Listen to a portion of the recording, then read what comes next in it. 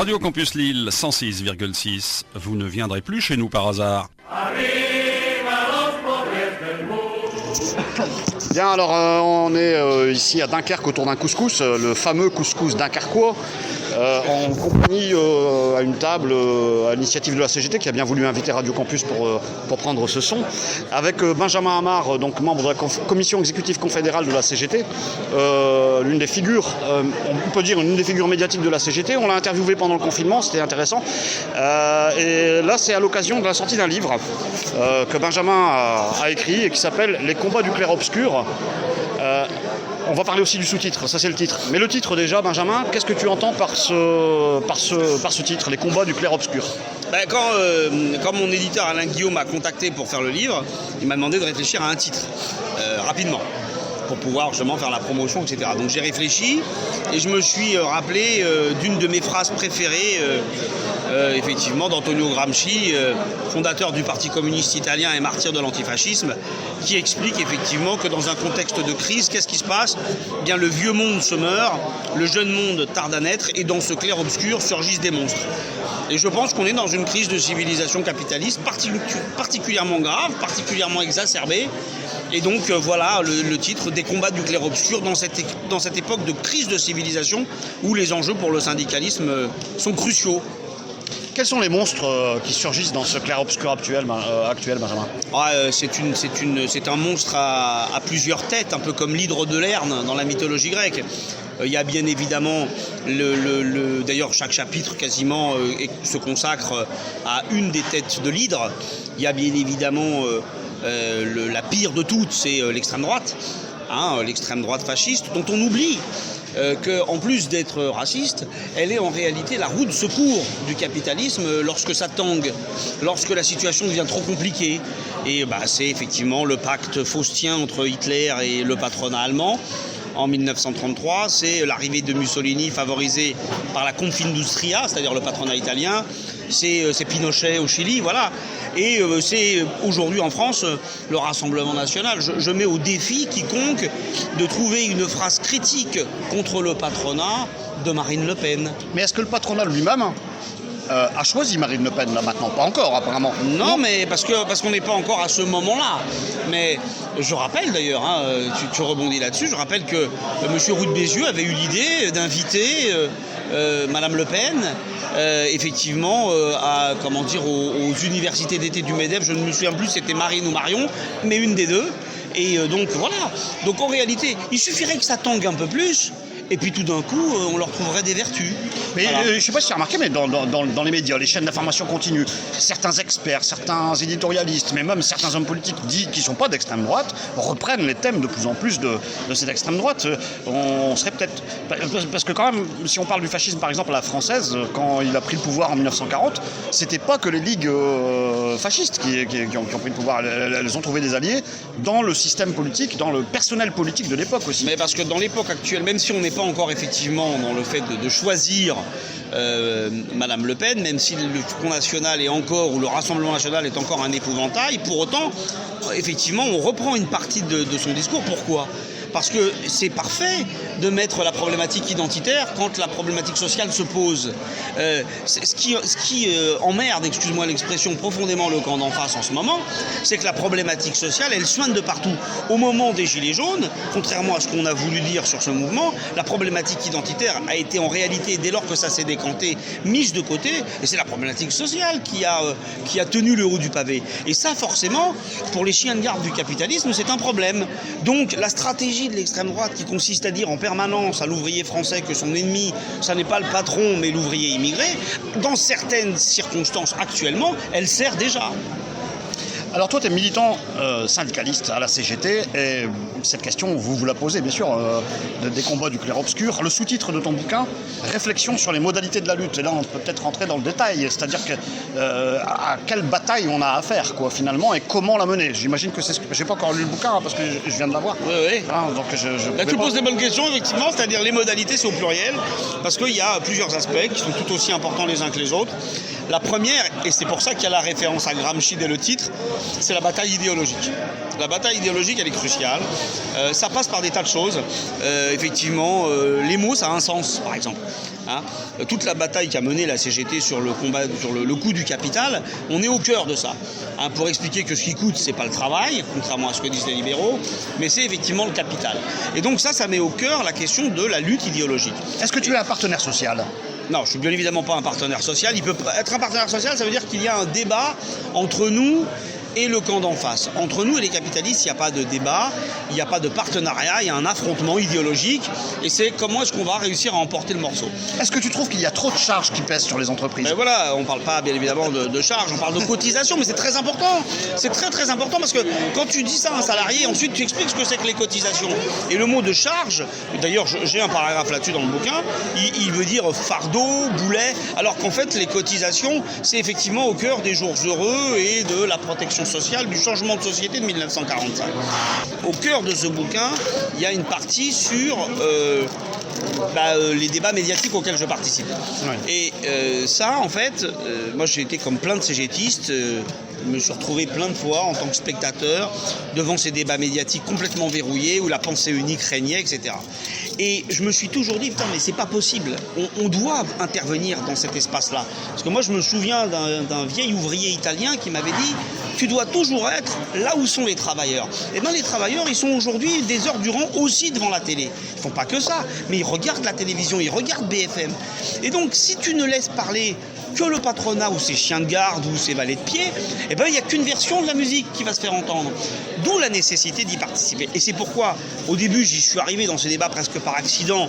Et ensuite, lorsque les médias ont dit « Ah bah lui, c'est un client, il est réinvité », j'ai compris à ce moment-là. Il y a eu un moment où je me suis dit « Mais je vais arrêter ». Dans les premières semaines, je me suis dit « Je vais arrêter, il ne faut pas que j'y sois ». Et puis après, j'ai réfléchi, j'ai dit « Non, mais il faut y être. C'est extrêmement important ». Et donc ça, c'est la bataille idéologique. Et je pense qu'on devrait former nos camarades. Alors, former nos camarades, ça ne veut pas dire de les former avec les conseillers en com qui forment et qui enseignent au camp d'en face. Il faut développer notre propre propagande. La propagande, c'est un joli mot, c'est un beau mot, la propagande.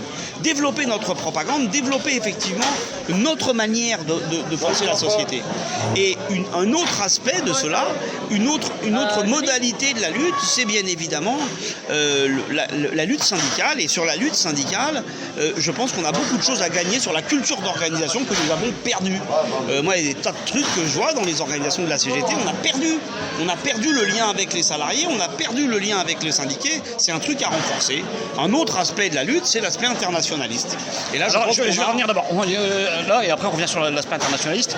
Sur la question de l'organisation syndicale CGT, je vais juste prendre un exemple, tu citais tout à l'heure les Gilets jaunes. Alors, à tort ou à raison, et parfois de manière un peu... Parce que, bon, il faut quand même reconnaître qu'il y a beaucoup de Gilets jaunes qui ont découvert l'eau tiède en voyant de vidéos, mais qui crachent sur la CGT. Mais dans leur crachat, on entend quand même « vous faites partie du système ». Est-ce que cette critique, elle n'a pas un petit fond de vérité ? Mais pourquoi est-ce qu'elle n'aurait qu'un petit fond de vérité ?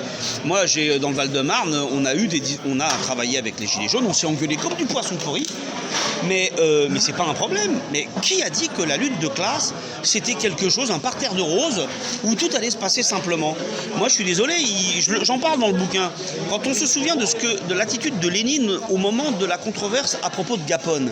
Gapone, c'est un pop orthodoxe, en réalité un agent double de l'Okhrana, mais qui était très populaire auprès des ouvriers russes. Et quand Plekhanov méprise Gapone, Lénine dit « mais certainement pas ». Cet homme-là compte aux yeux des ouvriers russes. Il faut donc essayer de voir comment on pèse sur lui pour l'influencer. La révolution, c'est quelque chose de vivant. La lutte de classe, c'est quelque chose de vivant. Donc il faut mettre les mains dans le cambouis, effectivement. Et après, alors effectivement, il y a plein de critiques à faire au mouvement des Gilets jaunes. Il n'empêche qu'on doit répondre à une question simple. Est-ce que derrière, c'est l'expression d'une colère sociale légitime ? La réponse est oui. À partir de ce moment-là, que devait faire la CGT ? Elle devait peser dans ce mouvement. L'a-t-elle fait suffisamment ? Certainement pas. Certaines structures l'ont fait, d'autres non. Voilà.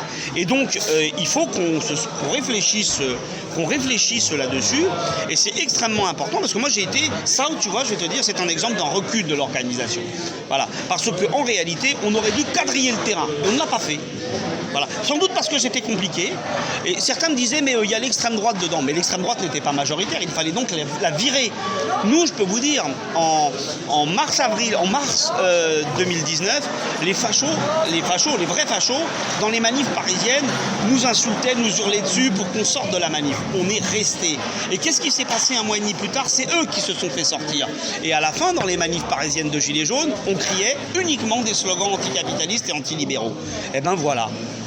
Alors, un deuxième point que tu évoquais et que tu évoques dans ton bouquin, j'imagine, c'est la question de l'internationalisme, la question internationale.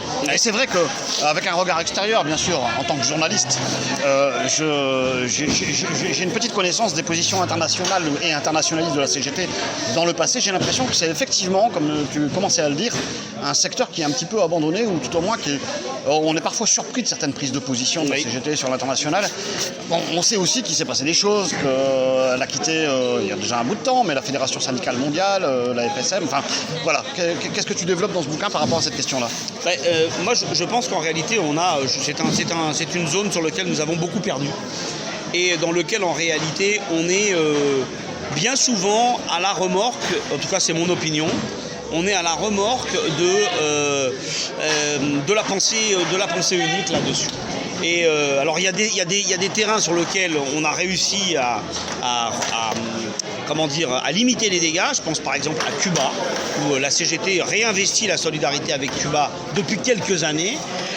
Mais par contre, il y a d'autres terrains sur lesquels ça n'est pas le cas. Moi, je suis très étonné encore du discours que nous avons vis-à-vis du Venezuela.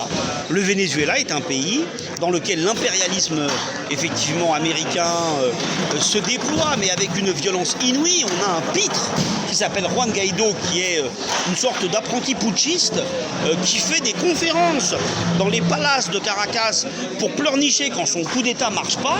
Et on continue, alors les États-Unis, l'Europe continuent à le traiter comme si c'était un gros héros de la liberté.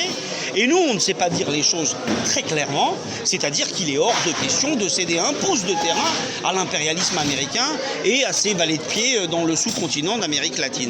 Et eh bien, c'est très compliqué de faire prendre des positions très claires de solidarité avec le Venezuela. Il ne s'agit pas de dire Nicolas Maduro est mon idole absolue, il s'agit de se souvenir la phrase de Louis Aragon, quand les blés sont sous la grêle, fou qui fait le délicat. En ce moment, il peut y avoir des désaccords avec Maduro, mais la question n'est pas là. La question est que ce régime démocratiquement élu fait l'objet d'une attaque en règle du camp impérialiste. Est-ce que impérialisme, c'est devenu un gros mot comme propagande? Non. Donc je pense que cette analyse-là, on peut la voir aussi avec la Bolivie, on peut la voir sur pas mal de sujets. Il faut en réalité ne pas hésiter une seule seconde à se placer en rupture complète avec le discours de l'OTAN. Je veux dire, les leçons de morale de démocratie internationale par le camp impérialiste, excusez-moi l'expression, mais ils peuvent se les mettre, s'asseoir dessus, enrober leur mouchoir, et nous, on doit refuser toute leçon de morale de leur part. Voilà, tout simplement. Dans une semaine, ce sera le 17 septembre, comment tu vois la CGT de demain? Celle qui est en capacité de répondre aux défis qui sont posés par la crise du capitalisme actuel. Est-ce que ça peut être la même CGT qu'aujourd'hui?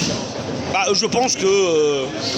alors après, moi je ne suis pas l'Elisabeth Tessier du syndicalisme, je ne peux pas faire de prévision. Ce que je souhaite en tout cas... Merde, je pensais. Non, j'ai pas le don de divination. Vierge ascendant Sagittaire, tu n'as rien pour moi?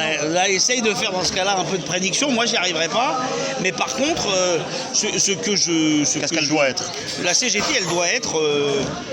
je pense, voilà, pour moi, un ancien secrétaire général de la CGT, ancien déporté, ancien résistant, Henri Krasuki a défini l'ADN de la CGT en une phrase, celle avec laquelle on doit toujours être d'accord. Ça ne peut jamais changer.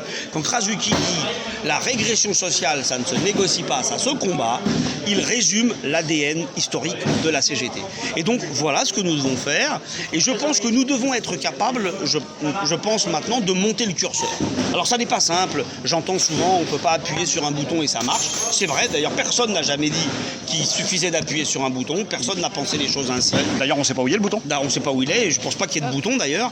Mais par contre, ce qui est crucial, c'est de réfléchir sur nos lacunes actuelles pour effectivement organisationnelles ou même idéologiques, peut-être les erreurs que l'on a pu faire dans le passé, comme par exemple au moment des Gilets jaunes. Nous devons réfléchir à ça, nous ne devons pas avoir peur du débat. Dans ce bouquin, je l'ai dit tout à l'heure en introduction devant les camarades du comité général, c'est une pierre au débat. Il nous faut continuer à débattre pour renforcer nos positions. Voilà, parce que organisationnellement parlant, comme idéologiquement parlant, comme stratégiquement parlant, nous avons fait des erreurs et d'ailleurs nous les portons collectivement. Il ne s'agit pas de désigner un bouc émissaire, nous les portons collectivement et nous devons trouver des solutions collectivement. Benjamin Amar, donc membre de la commission exécutive confédérale et du bureau de l'Union départementale CGT du Val-de-Marne. J'y tiens beaucoup. Mais j'allais le dire. Mais parfait. Tu me prends pour un mec de BFM ou quoi? Non, mais attention. Les combats du clair-obscur aux éditions 1 point, c'est tout. Exactement. On trouve ça. Alors, ça va être on peut le commander dans n'importe quelle librairie. Ouais. Et autrement, il y a effectivement le site internet très bon de la maison d'édition. L'éditeur, c'est Un point, c'est tout. Et l'éditeur, c'est Alain Guillaume. Ouais, qui est juste derrière nous là. Et qui est un très bon camarade. Ouais, et qui un éditeur militant. Qui a bien pris note de tout ça. Il a bien raison parce qu'il est respectueux du principe léniniste. La confiance n'exclut pas le contrôle. Bravo. On peut en faire un jingle, ça. Bah oui, bien sûr.